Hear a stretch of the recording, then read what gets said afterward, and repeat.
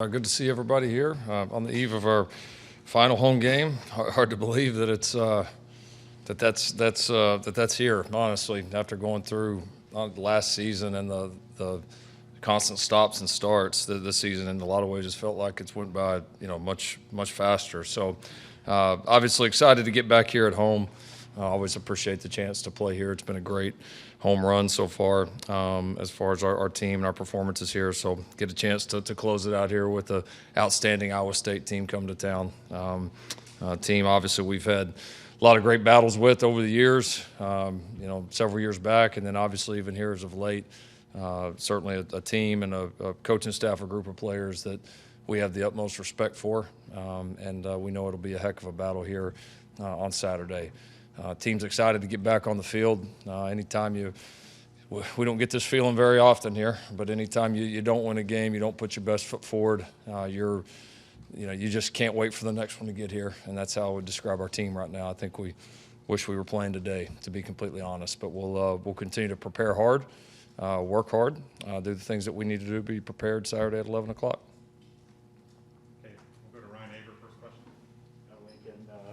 A lot of speculation in recent days connecting you with the LSU job or talk around that.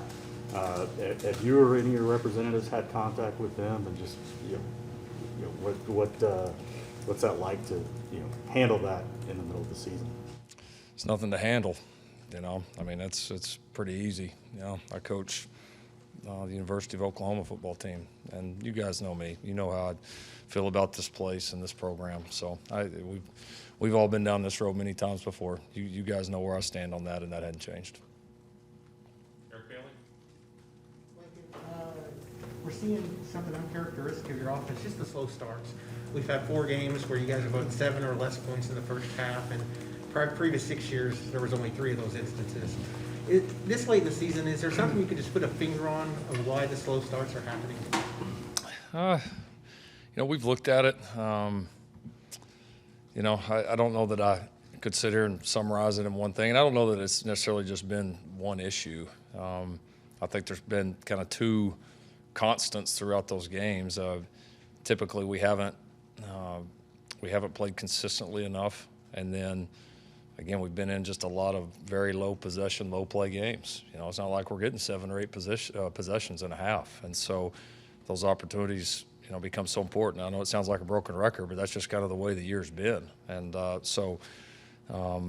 we've had our opportunities. I thought, honestly, the biggest swing in the game the other day, didn't really realize it as much as the sequencing after the game, but we had after the first, I think, 2 drives, we had a good drive. We go down and miss a field goal. I think we go down and score. We go down and miss another field goal, and then the drive right after half, we clip off 2 or 3 plays just rolling, and then have just the needless interception. And so, we have 4 drives in a row where we're rolling pretty good, and we got 7 points out of it. And so, that was, I think, a big stretch. And when we haven't played well, typically it's been kind of like that we've shot ourselves in the foot or haven't played consistently enough. And then at times we've been, explosive, kind of like we're used to being. So now need to play more consistent. I think the plays are there. We got to make the plays. We got to continue to put the guys in the best position to succeed that we can. Lincoln, your thoughts on Caleb Kelly? What was it like in the locker room, and have you had any talk with him during the first part of this week? I have, yeah. I talked to him that night and a couple other times. Yeah, it's horrible, man. But honestly, it's probably been made easier by his willingness to just accept it and just bounce right along. He's been out at practice with a smile on his face, been around the guys. Same energy, hasn't really changed him. I think for him, it's just a recognition that it's kind of time for the next chapter in his life, and he's not sitting there and dwelling on it or poor me. So, great example to a lot of people, because a lot of people wouldn't handle it that well. He's been great, and that's why whatever he chooses to do next, he's going to be pretty darn good at it. Jesse Crittenden. Hey, Lincoln. I'm just going to ask, typically you guys have kind of been able to bounce back from an early loss and play really well to the end of the year. It's kind of a little bit different this year. Just tell how different is the mindset to kind of recover from a loss a little bit later in the regular season compared to earlier in the season? I think for the team and coaches, wins feel the same, losses feel the same. Wins feel great, and I can't even describe to you how bad losing feels when this is what you do. So it's, and I think, though, the constant thing for us has always been coming out of it. Again, not with that poor me attitude, with a hunger to get better. I think, when you don't win a game, you can't ignore it. You can't just bypass it and go to the next one. You've got to own it, and we will. We'll own every part of the things that we didn't do well. You got to learn from it, but then you emotionally, mentally, you got to get past it. I mean, you got to get on. And again, our teams of the past have done a phenomenal job of that. And so we'll get our chance to do it here. And it'll say a lot about who we are as a football team, and it'll say a lot about our leadership and how close-knit this group is. John Hoover? Yeah, Lincoln, Sark did say something yesterday that he said something about losing reveals your flaws. They've lost quite a bit more than you guys have, and just have the one loss. But he said that sometimes playing poorly and winning can paper those over. Has that happened a little bit with you guys, that you've been winning and been 9-0 and been in the playoff rankings and so on and so forth, and everybody's feeling good about it, and yet you finally get your first loss and those flaws are kind of revealed? Maybe to the outside. I mean, I don't know. I've sat up here every week and answered questions about our flaws while we won all 9 of those. So I mean, in our world, it's different. Behind those walls, we address every single flaw, whether we win 76-0 or we lose a close game like we did the other day. I mean, it's not. We don't base the mood or any of that on the win, the loss. Well, we won, so we're not going to correct the mistakes, or we lost, and now we're just going to really look at everything. I mean, we always look at everything. We always grade our guys hard, and a lot of times we grade our guys harder after a win than we do after a loss because of what the outside world's telling them. So, it's just a constant for us. It's a constant kind of educating our guys, pushing our guys. You go experience things, you get in games, you get in practices, you learn, you see what you do well, you correct, and you just continue to build. It just never it never ends for us until the last game's over. It's just constant, and you just kind of start over every single week. So I think how you play reveals that. I think it's our job to address it whether we win or lose, and that's what we try to do every single week. Were you surprised that the guys didn't maybe respond in that fourth quarter because they had previously? Yeah. Oh, heck yeah. I mean, like I told them in the huddle there between the quarters, man. You think this feels bad? You think, look where we were in Dallas a few weeks ago. I mean, this was a great situation compared to that. And so, I mean, a lot of that was just the confidence in, what this team has done all season, and the fact that up to that point we hadn't played very well, especially offensively, but felt like we were right on the doorstep with all three sides, and it's been one of the strengths of this team. My confidence was extremely high. I'm surprised we didn't, but at the same time, you got to go make those plays. I mean, just because you've done it before, that's great to have the confidence on it, but you have to go make the plays. You have to go make the tackles. You have to go make the catches. You have to go make those plays, and we didn't make enough of them. We were close, but close doesn't count. Yeah, when you talk about being close, and we've heard you say a lot this year, 1 or 2 guys being off can make the whole play go bad. Is it concerning to you that 10 games in that those problems still exist, or is that just football? I mean, I wish we didn't have a game like that, but you're not gonna get so many games in and then all of a sudden just not have that. I mean, it happens. The better teams, it happens less, or better teams are, a lot of times more talented or play harder or able to overcome it at times. And we've certainly been in that boat before. We've had times we've been very productive when maybe we haven't been as clean. But typically, when you play good football teams, especially on the road, the quality of ball to win has got to be at a high level. I mean, like, just look at this league right now. I mean, there's scores in this league that if you looked at them and you said, wait, this team did this to that team, but then this team did this to that, it doesn't make any sense. But just look at the home away. I mean, that typically is what separates great teams from, just okay teams that just win most of their games at home and are just average on the road. And that's been the differentiating factor for us for years. And so, especially on the road against a really good football team, you've got to be sharp. And we played hard as hell. We played tough. I mean, our guys fought like crazy, but it just simply, the penalties, the the turnovers, the tackling, the different mistakes through the game, the field goals. I mean, just those little things added up, and it ended up being not enough at the end of the day. Kenny Carlson? I feel like this is a theme here, but what Jason was asking about with your comment about how close you felt you were. When you think about that now, considering what happened on Saturday, were there areas that you felt like maybe you missed on, or were guys just, like you said, I mean, those problems, were there problems in areas that you weren't expecting on Saturday? There was a few that were uncharacteristic of us. This last stretch, we've caught the ball really well. We did not catch the ball well the other day. We've thrown the ball really well. We missed some throws that we typically make in our sleep. We got, I think, if not one of the best for sure, or not the best, one of the best field goal kickers in the country. That doesn't happen too very often. We've got a group of guys, especially some of our older guys in the secondary, that typically tackle extremely well, that miss some that we typically don't. So, yeah, I think we had a few things that were uncharacteristic of us on that day, and it cost us. And so, but I mean, I think, for us, it's you go back, you learn, you own it, and then again, you gotta get past it, because this ones like that, if you're careful, it got us once. You can't let it get you twice. And that's been a big part of us this week is let's correct what we need to correct, but let's stay focused on the opportunity at hand. And again, the reality, that I've told this football team, and it's the truth. I mean, I've been here 6 years before this year. 4 of those years, we won the Big 12 championship and had 1 loss, and then our next game after that was a playoff game. 2 years. We won the Big 12 championship and had 2 losses, and our next game after that was a major bowl game. So, lot left to play. A lot left to play for us. A lot that's going to happen.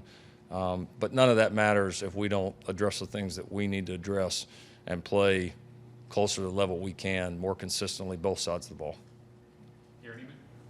Lincoln Caleb has to bounce back not just from an atypically poor game, but being replaced at one point in the second half in Waco.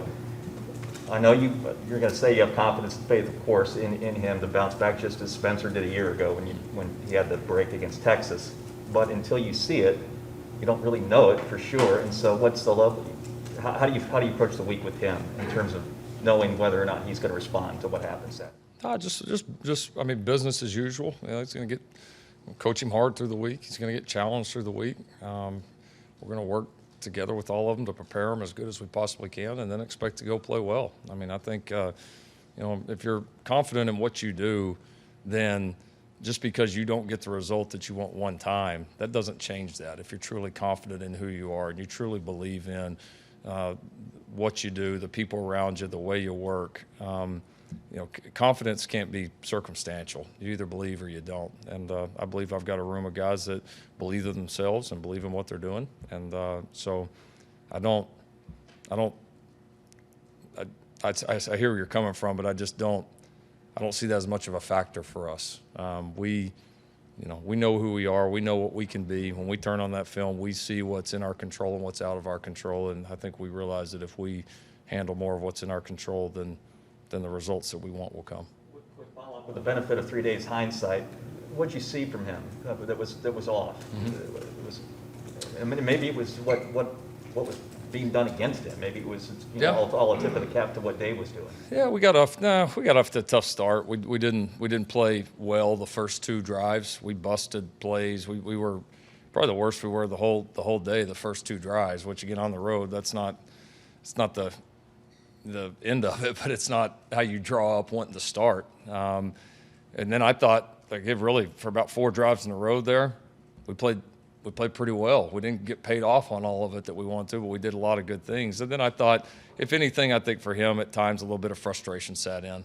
I did. I think he was, frustrated he made a few mistakes, that we weren't playing well. He was frustrated, physically with not being able to grip the ball and throw the ball the way that he typically does after getting his hands stepped on. I mean, it's just a little bit of frustration set in, and it's a learning experience. I mean, I've said it every week. I've said it when been up here and he's thrown 6 touchdowns and everybody thinks he's the greatest football player that ever walked the planet. It's every situation for him right now is a learning experience, and he's growing, he's learning, and days like that, honestly, can for his future and development can be more valuable than any of the really, really fun ones like we've had. So I'm confident him and the rest of our team will approach it like that. To clarify, he's your starter Saturday? Yeah, he's going to start. All right. Yeah.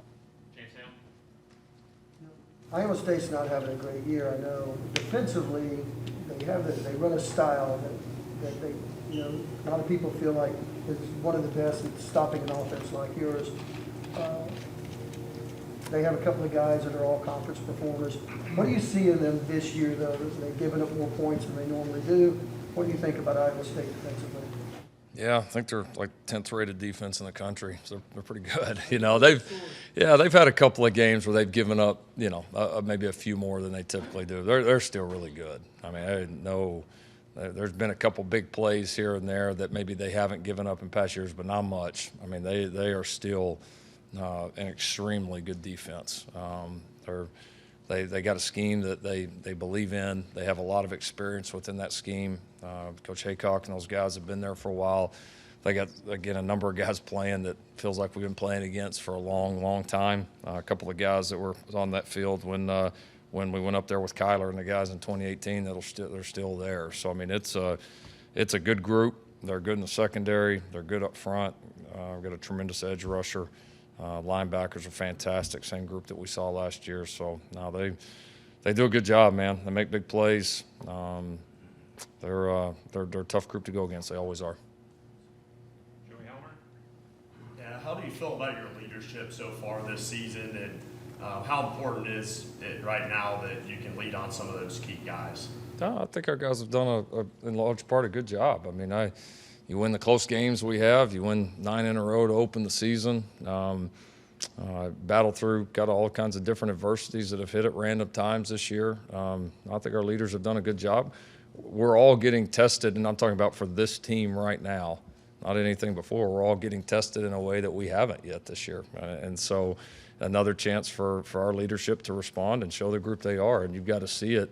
You can't see it as poor me. You got to see it as, all right, this is a new challenge, and I'm going to embrace it, and I'm going to attack it, and I'm going to show how good of a leader for this football team I can be. And so I'm confident we've got a group that will approach it that way, but I think your mindset in that is so important. And it's a great challenge for our leadership. And I like what I've seen of them this week, and they're going to have to continue to give our guys direction and do a tremendous job. Hey, Lincoln, the Big 12 issued a public reprimand and a $25,000 fine of Baylor for the way the game ended on Saturday. So what was your reaction to seeing that news today? I don't care. Quick follow-up, if you don't mind. Have you talked to Dave Aranda? He said he was going to call you or whatever. Yeah, he reached out, but any conversations I'd have with another coach, I would keep between us. Hey, Lincoln, feedback kind of what Jason asked about needing 11 guys. From a play caller's perspective, how much more difficult is that when those instances where the busts come along the offensive line? Is there something you do to scheme against that, or has it just been so random that you're just having to roll with it? Yeah, I mean, definitely the other day was kind of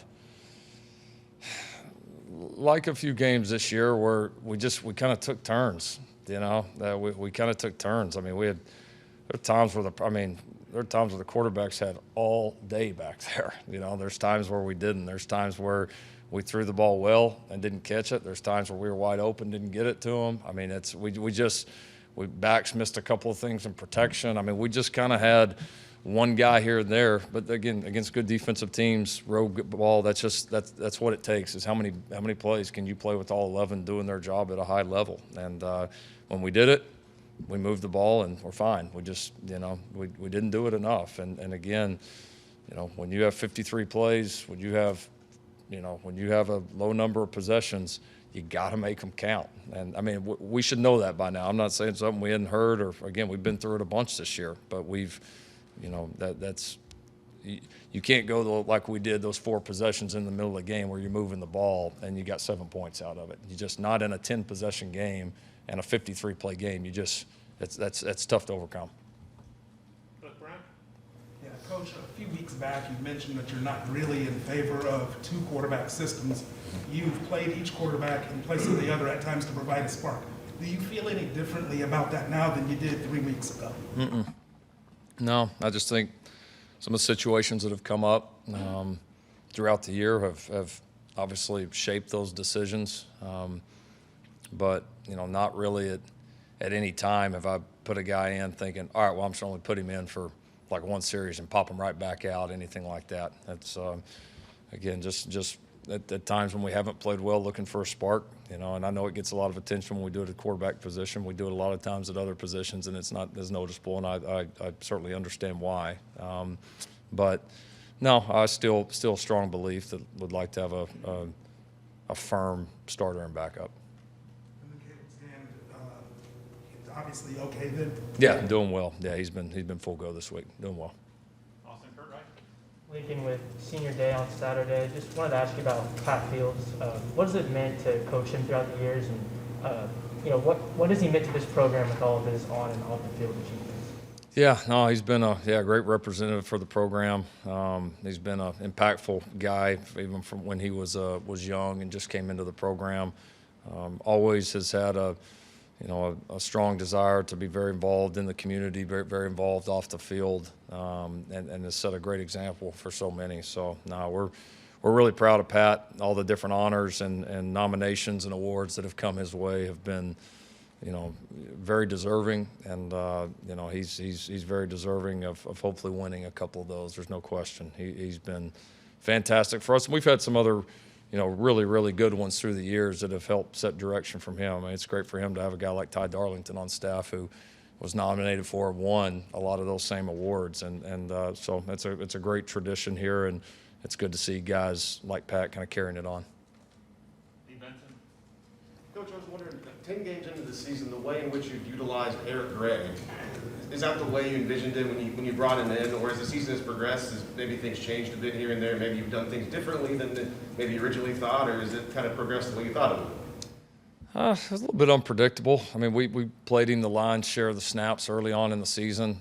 Kennedy got kind of hot there mid-season, and we rode the hot hand a little bit more than we did Eric. And honestly, I know I've said it up here a few times. I mean, he's a guy. There's a few of them offensively right now that we want to continue to find ways to get him more involved. Some of this has just been the ways that some of these games have evolved that haven't opened it up to as many opportunities. And there's been a lot of times that we've planned to, we've had a plan in place to play him more, put the ball in his hands more, because he's done some good things. He did some really nice things with the ball the other day. So there was a handful of guys from an offensive skill point that were playing pretty well the other day that wish could have got them more opportunities, and Eric's certainly one of them. Yeah, Lincoln, Charlie Kolar was a guy who gave y'all some issues last year in both of those games. What have you seen from him this year? How do you feel like you're able to match up from that maybe a little bit differently than you did a year ago? Yeah, he's tough, man. All the tight ends they have are. They do a good job, using those guys, moving them around, creative with the route concepts that they run, whether they're drop back or play actions. And yeah, Charlie's especially tough because just his ability to run really crisp routes. I mean, you watch him run and you don't appreciate how big he is, and you get on the field with him, and the big human that in a lot of ways kind of runs and gets in and out of cuts like a wideout. And so you combine that with that big frame, the hands he has, the experience he has. I mean, he's a tremendous player. I would imagine that with all that's going on in the NFL right now in terms of how people are using those guys, that he's going to have a bright future. And always root for a guy from here. And I just wish he would have went ahead and left already. So he's a good one. Lincoln, with senior day coming, how do you handle that with so many guys, 2017, 2018 classes, they're seniors, but they could come back again. So how do you handle that? And how tough is roster management? Yeah, that part's been tough. We've honestly went back and forth on it a little bit, but we have made a decision. We're going to let any of our guys that are seniors on the field, we're going to give them the option to participate in senior day. Now, I wouldn't read too much into that because we've told guys, obviously a lot of these guys are going to have decisions to make, and obviously all of our super seniors will participate, obviously. But the guys that do have that COVID year exemption remaining, some will participate, some will not. Those that do have not necessarily made a decision. Just going to kind of leave it up to their choice, and then they've told, obviously we'll get to those decisions with them and their families once the season ends. From Iowa State with Purdy and Hall, I mean, you look at the guys they have, Kolar probably top of the list, but these other guys, I mean, they've got such great talent offensively. Do you feel like they're maybe a little bit like you guys in that they're looking for that big breakthrough? Could that worry you at all that they're capable, they've got such talent? Yeah. No, they've been right in the middle of every single game. I mean, you could easily be talking about a team that's got a record like ours right now. I mean, easily. I mean, so no, I do. If we didn't know this team as well as we know them and had the battles, you might worry about a team looking at the record and thinking, well, maybe it's just an average football team coming in here. This is not an average football team coming in. I mean, it's not. We know what they're about. We know the way that they're coached, the way that they play. Yeah, I mean, I think in a lot of ways, one of the most talented teams that we'll play all year. I mean, without a doubt, on both sides of the ball. I mean, there's a lot of talent on the film when you click on. So, no, like I said, we've been in too many battles with these guys to not have that respect. Any more questions? James? In your offensive line, are they blocking as consistently as you hope they would be at this point in the year? Our good is really, really good. I would say we're progressing. I would say I've had a couple of the older guys that have really settled in and started to play really well. I think the younger guys, especially, Rame and Harrison, have certainly made some big improvements from earlier in the year, and I think that's why, for the most part of the back half of the season, we've been on a pretty good run offensively until the other day, and a big part of it's been those guys. So, no, I've been happy with them. Certainly the second half of the season, no question. Did we do a lot of things good the other day? Yeah. Could we play better in a few areas? Of course we could have. But no, I think we're progressing, and I think our good is certainly good enough.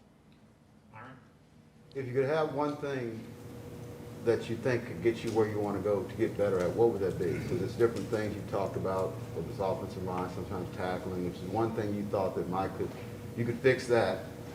Just our team to play more in sequence together. We've been maybe the best team I've ever been a part of at when one side of the ball is struggling, that the other side of the ball has typically been lights out.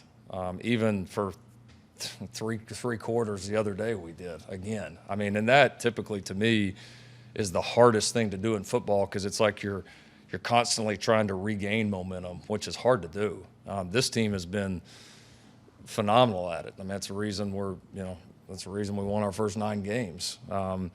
But we have not been able to sustain momentum, and having a good special teams play and then a good offensive sequence, defensive sequence, and really kind of getting on those runs that we're accustomed to getting on. And so that would be it. I mean, for us is when we do something positive like we're doing a lot of, let's sustain it, and let's be able to get on some of these runs and have a flurry of points and stops and positive plays. And a lot of times in games, that's where you get a chance to separate yourself. So that's been a big point of emphasis here. We know that's something as a football team that in some ways has held us back. And if we can combine that with our ability to flip momentum that we've shown time and time again this year, then that's when it can get really good.